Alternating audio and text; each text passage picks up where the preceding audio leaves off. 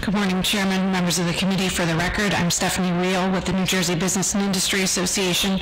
On behalf of our 21,000 member companies, I want to thank you for the opportunity to speak before you today. I just want to start out by saying that the Business and Industry Association is certainly not opposed to the Lilly-Ledbetter Fair Pay Act, nor are we opposed to codifying it into New Jersey statute. But where we do have concerns is that as this legislation is currently drafted, it goes beyond the federal Lilly-Ledbetter Fair Pay Act, and it's also not consistent with a recent New Jersey Supreme Court case. So let me explain a little.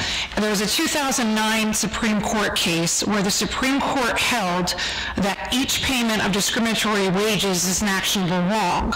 But what the court did is it limited the award of damages to 2 years following the filing of a lawsuit. And when the court did that, that was consistent with the federal Lilly-Ledbetter Fair Pay Act. Where this bill differs is that it does not impose the same 2-year cap. So the issue we have with an unlimited cap is that without it, employers could be forced to defend and pay claims that are 15, 20, maybe even 30 years old.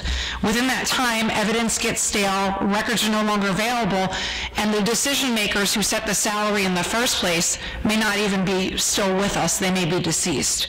So we have spoken with the sponsor when this bill was before this committee in the last session, and we have reached out to the sponsor again, and we are respectfully requesting that the bill be amended to be consistent with the Lilly-Ledbetter Fair Pay Act and the Supreme Court case that I referenced, which is Alexander versus Seton Hall. So thank you for your consideration.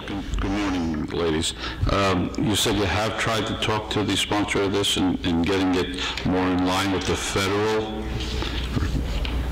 Through you, Mr. Chairman, yes, Senator, we have had good conversations with her, reached out to her office as recently as last week when we saw this bill was up for a vote, and I think it might just be a matter of a difference in policy opinion.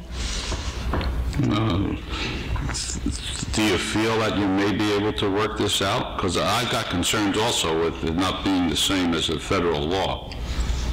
Through you again, Mr. Chairman, we intend to keep our conversations and the dialogue open with her as this bill goes through the process. Again, we're certainly, open to suggesting language and amendments to try to make sure that she can still achieve what she wants to without it being unduly burdensome on employers, and without employers, possibly having to pay 30 years worth of damages, which could happen if you had an employee that started, in 1975 and, is now going and claiming that there's some kind of discriminatory treatment.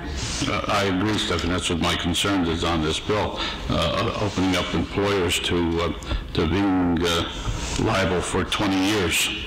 And it's a concern of mine. So I would appreciate it if we can work that out. Thank you.